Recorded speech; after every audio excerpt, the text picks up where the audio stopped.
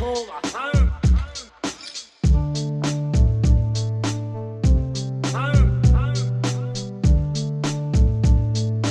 It's called a home.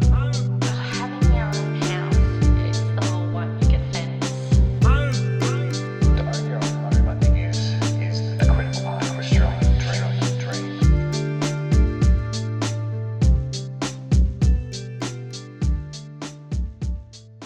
It's called a home. Hi, I'm Emma Dawson, Executive Director at Per Capita, which is the home of the Centre for Equitable Housing, and I'm here for part 6 of Homes Not Houses. A lot's happened in the housing space over the past few months since we started writing and recording this podcast, and it's a lot to catch up on. So before we end this series, we thought we'd tell you a thing or two about it. First up, the 2024 federal budget. The release of an annual budget is the big moment in Australian politics. It's how the federal government tells us what its planned expenditure is for the year. It lets us know about their priorities and their objectives, and about the areas that might not be getting as much attention as we'd like over the coming year. In January, the Centre for Equitable Housing released a report on whose account, which was looking at federal spending on housing in the budget. And that took a lot of work for Matt and Lucy and the team, because they needed to dive into very many different parts of the federal budget papers over previous years to find all the pockets and bits of money that were being spent. And we're delighted to say that for the first time this year, the May federal budget included a dedicated budget statement on housing, meeting Australia's housing challenge. It diagnosed many drivers of the current housing affordability crisis, including, critically, the decades-long retreat from government investment in social housing and a lack of construction workforce to complete the number of new houses we now need.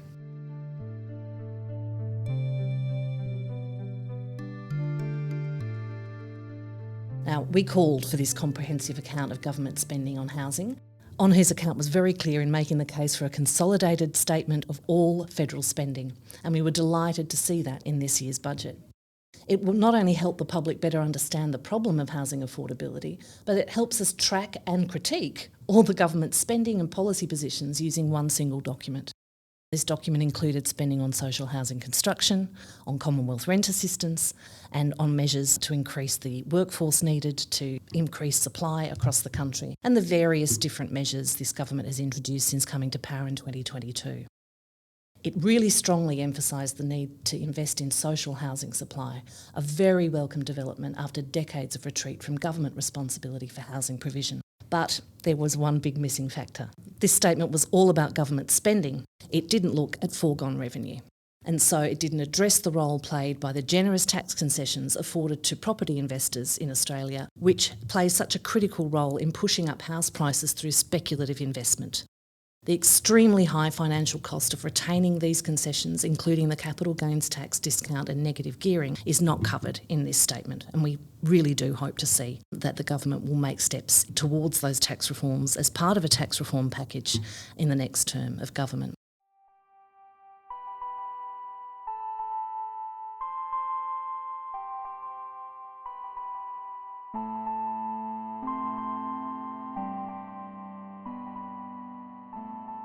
So the budget statement, really welcome new development, and I will say that the team at CEH did a great job in pushing that idea along and making sure that we got that statement in the budget, and I'm very proud of them for doing so. But the government does need to show the full picture. When we talk about Australia's housing affordability story, we need to look at those elements that are increasing demand and encouraging the financialisation and speculative investment in the market, as well as the very welcome developments on expenditure and particularly support for social housing, public and community housing over the last couple of years. There have also been some positive developments at a state level across the country. In Victoria, the government's released an exposure draft of new tenancy regulations, setting out minimum standards for rental properties and rooming houses across the state. These changes are expected to be made in October this year, with landlords generally being granted a year to comply with them. Some regulations will only apply to new or renewed tenancies, but the proposed changes include a requirement for ceilings to be insulated for all rental properties and for them to have a fixed cooling system in the main living area, and for newly rented properties to be draft-proof. This seems like pretty basic stuff, but they're actually a first step towards creating safe and secure rental environments, making sure that the health and comfort of tenants aren't compromised simply because they don't have ownership of their own home. Brisbane renter Sam's fan followed him everywhere in his house during summer. The 25-year-old is one of 109 renters across Australia who tracked their home's temperature over summer for research. Results show it often got above the World Health Organisation's recommended range of 18 to 24 degrees. If you've ever shivered through a winter like Melbourne's currently, it's July in 2024 and it's pretty cold, or sweated through a heat wave with just a pedestal fan in a rental property, you'll know that these changes couldn't come soon enough. Advocates are calling for minimum energy performance standards for rentals to be introduced on a national level. As well as improving insulation and draft proofing, the regulations also require properties to install water-efficient shower heads and for any newly installed or replaced hot water systems to be energy efficient. These standards are a step towards creating households that are more climate friendly, regardless of who they're occupied by. We should point out that many properties will already meet some or even all of these standards, but in a tight rental market, many tenants currently have no choice but to live in poor quality and even unsafe dwellings when it comes to heat, cool, insulation. These regulations will create minimum standards and protection against landlords unwilling to maintain safe and healthy homes for their tenants. We now like to see the rest of the states and territories follow suit and implement minimum rental standards across the board. After years of neglect, the Minns government will bring public housing in from the cold, announcing the biggest building blueprint in New South Wales history. There's also been some news from New South Wales. In June 2024, the New South Wales state budget included the allocation of funds to create 8,400 new public homes. The Treasurer, in his budget speech, announced that at least half of these newly built homes will be provided to victim survivors of domestic and family violence. Over $1 billion would be spent on maintenance for existing homes. This announcement, which has been billed as the biggest single investment in social housing by any New South Wales government, that's a quote, it's a welcome return to government responsibility for directly providing housing in our very broken market. New rental reforms being proposed by the state government will give tenants greater freedom, allowing them to personalise and install security and safety measures in their homes.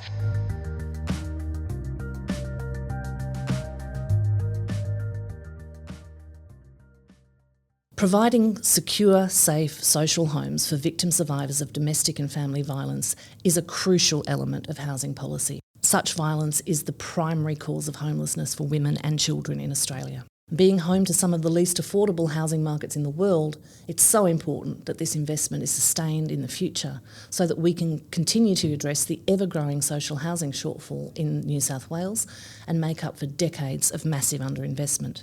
And returning to Victoria, in June 2024, the government here released targets for residential dwelling construction for each local government area. The draft targets, which are currently aimed to be reached by 2050, are high. Some councils, including inner city councils of Melbourne and Maribyrnong, are set to increase their housing stock by over 100%, as is the regional centre of Geelong under the plan. The government's announcement said that the targets were based on the proximity of each area to jobs, transport and community services. This may help increase supply in areas people actually want to live, giving people more choice in location and their type of housing. However, there's still not a lot we know about this plan, and some of the councils certainly have concerns. We don't know exactly how each target was calculated or how the councils will meet them, but the government is now working with local governments across the state to see if those targets can be achieved. This is definitely a development to keep our eye on over coming months.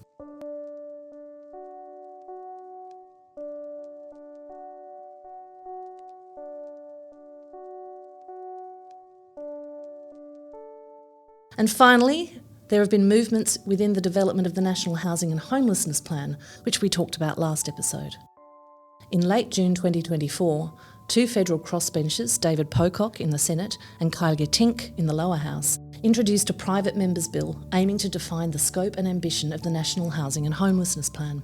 This followed an open letter signed by over 100 academics, campaigners and CEOs working within the fields of housing and homelessness, which supported a legislated, ambitious and long-term plan. The private members' bill would require the plan's objections to be legislated. This would include a recognition of housing as a fundamental human right affirmed in international law, as the private members' bill sets out. Aspects of a legislated plan would be modelled on Canada's housing strategy, which we mentioned in episode 4.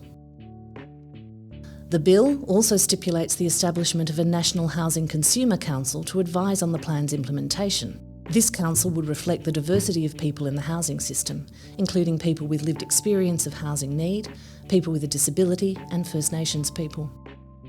Materials explaining the bill say that the council is intended to rebalance housing policy development, currently dominated by representatives from the housing industry and property investors, towards the voices of housing consumers, whose real-life housing situation will be affected by any policy decisions.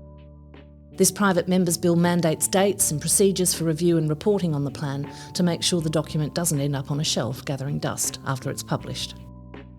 Legislating the National Housing and Homelessness Plan would be a strong step towards improving government accountability and ambition in the housing space.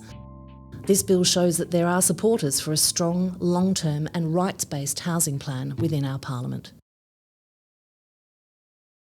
Thanks for joining us for this episode of Homes Not Houses. We appreciate you sticking around to hear these updates. These are all positive steps in the right direction, but there's still much to be done when unravelling decades of poor policy decisions that have created one of the most unfair and unaffordable housing markets in the world. We here at Per Capita and the Centre for Equitable Housing will continue our advocacy for more robust and whole-of-system approach to housing, and we thank our friends and supporters from the VNF Housing Enterprise Foundation for their ongoing support. This series is a production of Per Capita, the independent public policy think tank dedicated to fighting inequality in Australia. Thanks again for joining us. If you want to know more about what the Centre for Equitable Housing does, or would like to support our work, please head over to percapita.org.au and click through to the CEH website. And for more updates, keep an ear out for new episodes of our regular policy podcast, Recap.